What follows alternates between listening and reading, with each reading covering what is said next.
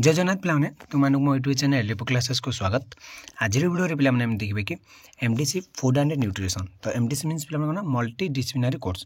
तो जो देखो पिला एमडीसी कोर्स जो एनईपी 2020 अनुसार लागू होता तो MDC jar food and nutrition अच्छी से पे आज क्लास टी। तो प्रथम देखिए पिला कौन तार सिलेबस। तो सिलेबस उभय इंग्लीश एंड ओडिया में जाना। तो प्रथम ओडिया जानवा कारण जो ओडिया क्लास गुड़िक हम। तो ओडिया प्रथम रही आम कौन खाद्य और पुष्टि साधन मौलिक अवधारणा। तो खाद्य और पुष्टि साधन जो मौलिक अवधारणा गुड़िक है basic concept of food and nutrition से विषय टी जाना प्रथम। तो जमती रही आमर खाद्य विज्ञान खाद्य योजक कुचित खाद्य खाद्य सुदृढ़ीकरण एमती सब आम रही। आसो खाद्यर श्रेणी विभाग खाद्यर कार्यावली खाद्य वर्ग। तो ये भाव में सब प्रथम रही आमर कौन प्रथम यूनिट्रे। तापर खाद्य रंधन मध्य रही केमती आम खाद्य रंधन उद्देश्य ता उपकारिता ता सहित आम केमती पूर्व प्रस्तुत करा खाद्य को से विषय में जाना आम। तापर आसो आम मुख्य पुष्टि जहाँ आम कह मैक्रो न्यूट्रिएंट जमती पुष्टि सॉरी पुष्टि देन गौण पुष्टि माइक्रो। तो मैक्रो और माइक्रो न्यूट्रिएंट विषय में भल भाव जाना। तापर देख पे प्रथम आज प्रथम अनुच्छेद सॉरी परिच्छेद प्रथम यूनिट आम देखा खाद्य और पुष्टि साधन मौलिक अवधारणा।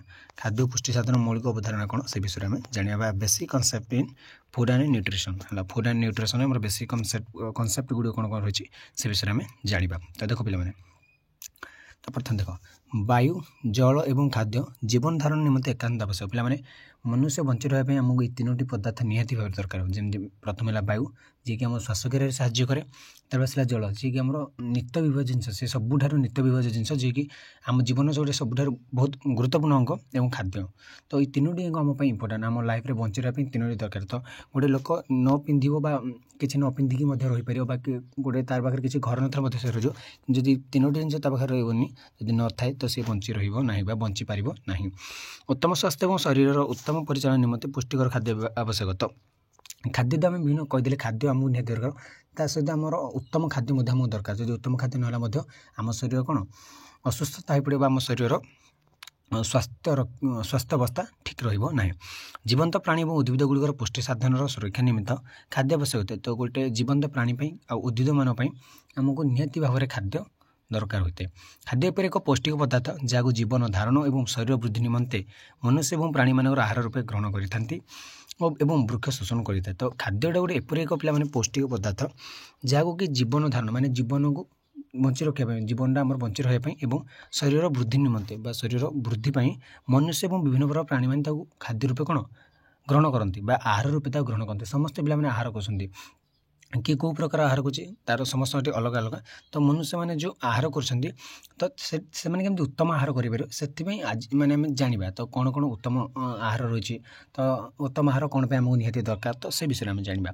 तो शरीर खाद्य ग्रहण करार शरीरकृत शरीर प्रत्येक तंतु और कोष निकट खाद्य सार परिवाहित हो शक्ति जोगाई। तो खाद्य खावा द्वारा आमको कौन मिलता है पे शक्ति मिला। तो आम माने कौन छोट बेलू जानी चतुर्थ पंचम टाइम जो आम श्वेत सार खाद्य सार सॉरी श्वेत सार पुष्टि सार स्नेह सार ये विषय समस्त भल भाव जानी। तो से आमको से कौन खाद्य शक्ति जोगाई थाए आमको। जब आम खाद्य न खाଇବା तो आम किसी कार्य करें। तो कार्य करने शक्ति किए जोगाए ना खाद्य। या व्यतीत शरीर वृद्धि गठन और क्षयपूरण दिगरे मध्य साहाय्य करते से केवल आमर जीवन धारण साहाय्य कर शरीर वृद्धि शरीर मानसिकता वृद्धि कर शरीर कौन आकार वृद्धि कर सहित शरीर गठन को गठन कर शरीर गठन कर क्षयपूरण कौन से हठात जगह गोटे किसी क्षति है क्षत गुड़ी तैयार है किसी खंडिया खाबरा गला तो पूरण करते ना खाद्य।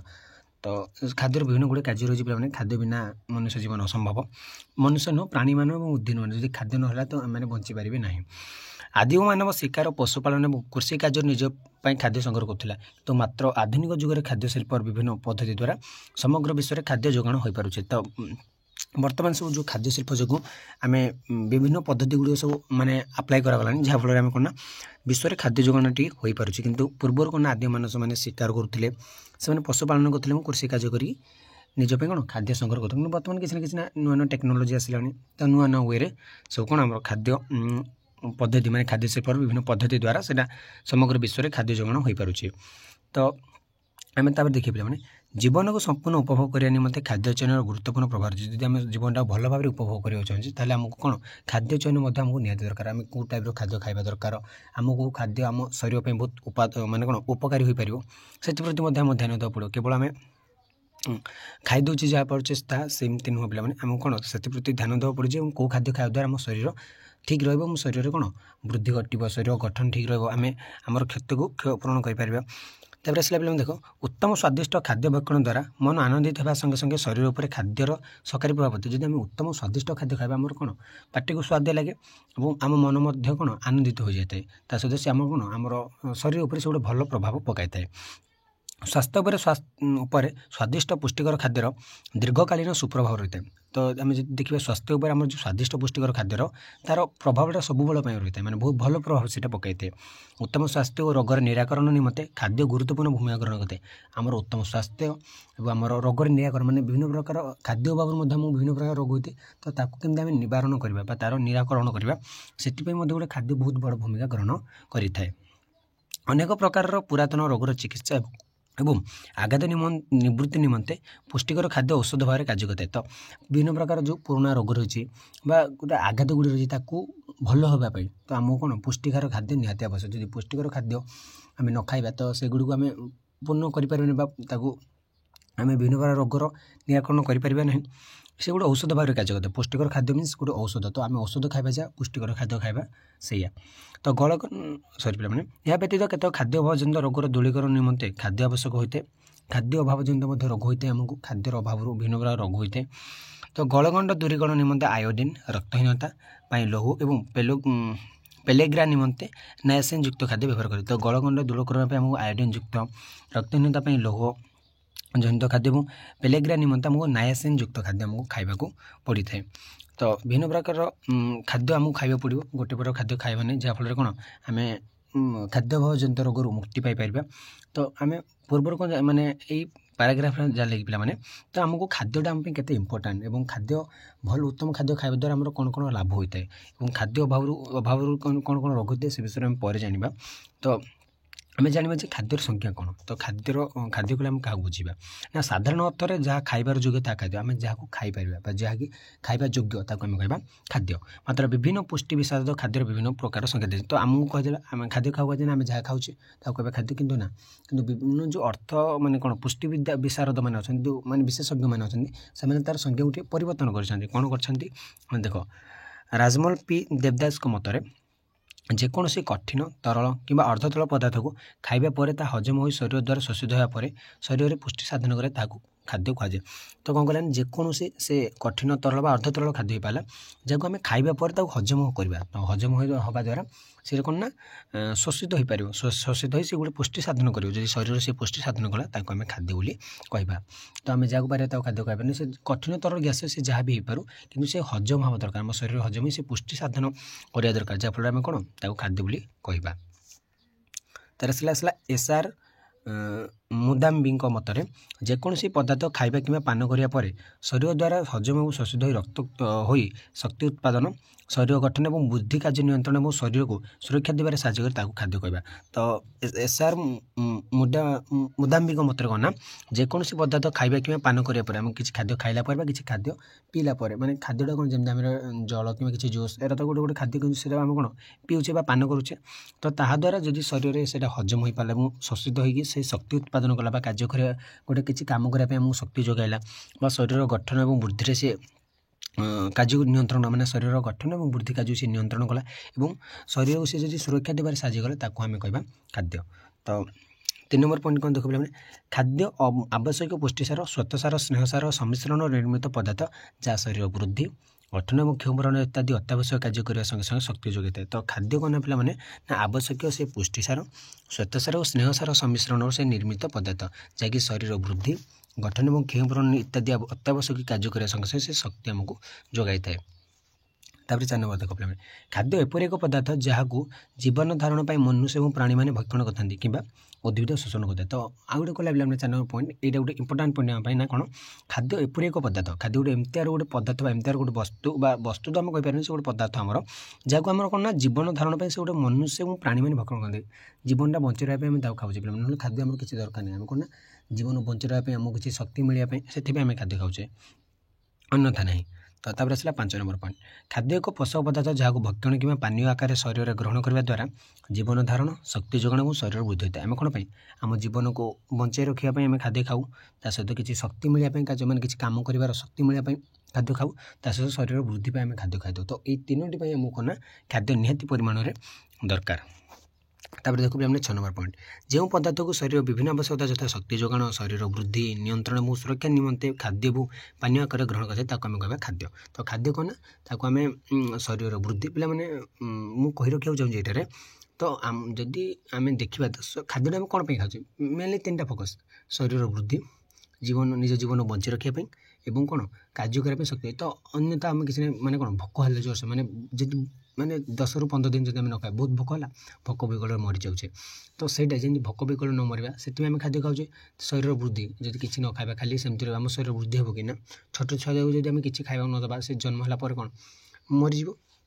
तो से आमर कौन ना शक्ति कार्य करने शक्ति आम जदि एवं आम किसी न खाଇବା गोटे कार्य क्षेत्र बाहर पड़े किसी कार्य कर तुम कॉलेज जाऊँ जदि किसी खाई न तो पढ़ी पारनी एक चली ही पारनी किसी है तुमको बहुत अलसुआ लगे। तो देख खाद्य एपरी एक पदार्थ जो आम शरीर निर्मित है खाद्य एपरी गोटे पदार्थ जो आम शरीरटा निर्मित है ना आम शरीर न था। तो देखिले पिला माने तो खाद्य मनुष्य एक मौलिक आवश्यकता यह मनुष्यर शारीरिक अर्थनैतिक मानसिक बौद्धिक सामाजिक सांस्कृतिक जीवन सहित निबिड़ भाव में जड़ित हो रही है। सतरे खाद्य आमर कौन शारीरिक सहित अर्थनैतिक मानसिक सब क्षेत्र से आम कौन निबिड़ भाव में से जड़ित हो रही है। विभिन्न क्षेत्र में प्रत्येक मुहूर्त में खाद्यर आवश्यकता अनुभूत विभिन्न क्षेत्र में आमको प्रत्येक मुहूर्त खाद्यर आवश्यकता रही ना खाद्य बिना मनुष्य जीवन असंभव। मनुष्य और प्राणी मान शरीर सुस्थ रहा निमंते खाद्य आवश्यक पदार्थ रहता है। तो जो आम शरीर सुस्थ रहा खाद्य सब विभिन्न प्रकार आवश्यक पदार्थ रहते तो से पदार्थ रही आम खाद्य माने ग्रहण करें जदि सेमती किसी पदार्थ आम शरीर सुस्थ देख मैंने कौन ना आमर जेकोसी खाद्य आम खाऊँ आम कौन शरीर सुस्थ रहा शरीरटा कौन अस्वस्थ करने खाद्य खाऊँ कि ना तो शरीर सुस्थ रहा आम खाद्य खाऊे। तो से खाद्य आवश्यक पदार्थ रही है। मनुष्यर खाद्य साधारणतः उभय प्राणीज और उद्भिज पदार्थ उपलब्ध होता है। केतेक व्यक्ति प्राणीज खाद्य भक्षण करने पसंद करते माने जो मांसाशी केतेक मांसाशी ने ओनली वेजिटेरियन बा जो खाली माने पनीपरिया उद्भिज जात खाद्य खाइबा पसंद करते आउ प्राणीज खाद्य से भक्षण करते। उद्भिज खाद्य मध्य शस्य जातीय डाली जातीय फल पनीपरिया शाग जातीय मंजी जातीय और विभिन्न मसला। तो युड़ी हूँ आम कौन उद्भिज माने जो उद्भिद मिले और प्राणीज मिसी माछ मांस अंडा युड़ी जोटा कि आम प्राणी मान ठार जाए। तो प्राय मांसाशी केतेक लोक था मांसाशी खाद्य खाते किंतु प्राय खाती किंतु आमर कौन ना बेसी आमको माने जो आमर कौन प्रोटीन मिलता है पुष्टिकर मिलता है कौन जो माछ मांस अंडारू। तो से डॉक्टर मैंने कौन एडवाइस दिखती खाओ। तो खाद्य शिल्प उभय प्राणीज उद्भिज खाद्य नहीं खाद्य प्रस्तुत कर विभिन्न अंतर्जातीय संस्था द्वारा खाद्य सुरक्षा व्यवस्था द्वारा खाद्य शिल्पर प्रभुत्व उन्नति होती प्रस्तुत खाद्य गुड़िकर केतक प्राकृतिक पदार्थ मिश्रित हो तैयारी बिक्री कर। तो विभिन्न प्रकार खाद्य पदार्थ बिक्री करागलानी एगुड़ा विभिन्न प्रकार खाद्य संरक्षण पदार्थ जमी ऑक्सीजन विरोधी पायोसी कारक खाद्यर स्वाद निमंते वृद्धि निमंते सब पदार्थ गुड़ ना खाद्यर जमी स्वादटा टी आसो से गुड़ सब आम कौन व्यवहार करा जाउछि। तो देख पे खाद्यर अधिकार एक प्रकार मानविक अधिकार यह अंतर्जातीय नियम अंतर्गत माने खाद्यर अधिकार गोटे माने कौन से गोटे मानविक अधिकार गोटे मानव अधिकार से खाद्य कौन जन से खाद्यटा पाइपर माने तार गोटे मानविक अधिकार है। तो यह अर्थनैतिक सामाजिक और सांस्कृतिक अधिकार जहाँ प्रत्येक उपयुक्त परिमाण खाद्य जोगाण सहित जीवन धारण मान वृद्धि कर अधिकार को सूचित करता है। यही संस्था को international covenant of on economics social और कल्चरल राइट ICESCR बोली कह जाए। तो ये पे इंपोर्टेंट क्वेश्चन आम कहीदे खाली। तो माने कौन जो जीवन धारण मानवृद्धि कर जो अधिकार सूचित करता है माने खाद्यर तो सहीटा को संस्था कौन कह जाए ना ICESCR। तो आज भी पे क्लास 2 रखा परवर्ती क्लास देखा फूड साइंस बा खाद्य विज्ञान। तो मुझे माने बुझीपारुथिव माने क्लास टी कौन कौन रही तो माने कौन कौन आज आम पढ़िले जानिले। तो रोचे पे परवर्ती क्लास देखा जय जगन्नाथ।